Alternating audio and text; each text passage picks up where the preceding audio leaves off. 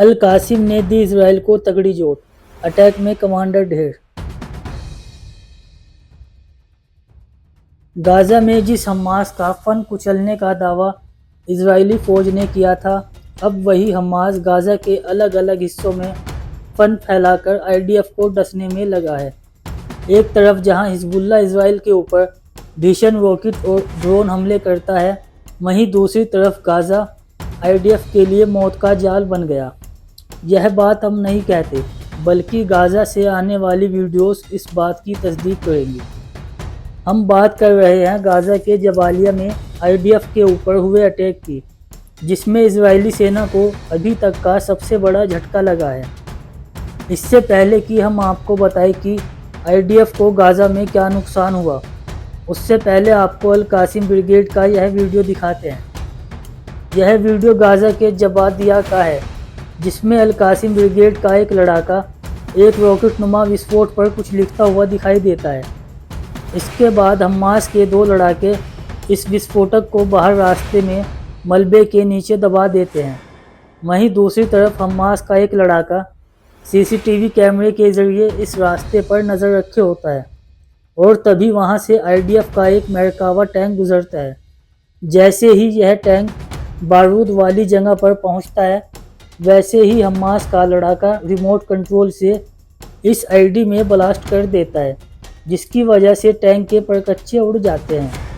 इस धमाके में आईडीएफ की 401वां आर्मर्ड ब्रिगेड के कमांडर कर्नल एहसान और एक बटालियन कमांडर की मौत हो जाती है।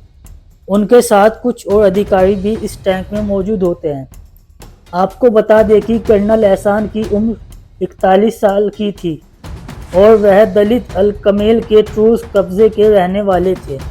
बात यह है कि कर्नल आईडीएफ के सबसे सीनियर कमांडर में से एक थे, जिनकी गाजा की लड़ाई में जान चली गई।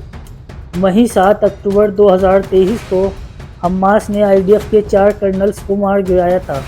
अब यह संख्या 6 तक पहुंच चुकी है।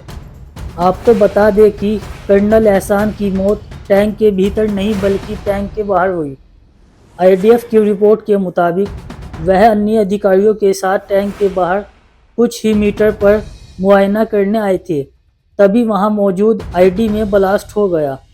आईडीएफ के मुताबिक जहां पर ब्लास्ट हुआ वहां पर बूबी ट्रैप लगा था, जिसमें कमांडर एहसान की मौके पर ही मौत हो गई, जबकि 5वीं बटालियन के कमांडर और 2 अधिकारी गंभीर रूप से घायल हुए हैं। और जिस वक्त यह मामला हुआ, उसी वक्त जबालिया कैंप में अल कासिम ब्रिगेड ने भी आईडीएफ के ऊपर एक बहुत बड़ा हमला किया। अल कासिम ने इसका एक वीडियो भी रिलीज़ किया है, जिसमें दिख रहा है कि दूर की एक बिल्डिंग में आईडीएफ के जवानों ने पोजीशन ले रखी है। तभी अल कासिम उस बिल्डिंग पर रॉकेट लॉन्चर से हमला कर देते हैं, जिसमें ज़ोरदार ब्लास्ट होता है। इसके बाद एक खंडराई इमारत में अल कासिम के 3 से 4 लड़ाके रॉकेट लेकर घुसते हैं और वह उसके सामने जा रहे आईडीएफ के बुलडोज़र पर यह रॉकेट फायर कर देते हैं। इसके बाद आईडीएफ के रास्ते में लगे एक बूबी टैंक को भी उड़ा दिया जाता है, जिसकी चपेट में आईडीएफ का एक टैंक आ जाता है और इसके बाद हमास का एक लड़ाका मलबे के बीचों बीच खड़े होकर एक टैंक पर रॉकेट फायर कर देता है और कुछ ही देर में एक लड़ाका मशीन गन से आईडीएफ के ऊपर ताबड़तोड़ फायरिंग करने लगता है। और इस हमले के दौरान ही अल कसोल कस्सास में आईडीएफ के एक मेरकावा टैंक पर आरपीजी दागा जाता है। अल कुद्स के इस वीडियो में पहले तो दबे पांव 2 लड़ाके हथियार लेकर गलियों में भागते नजर आते हैं।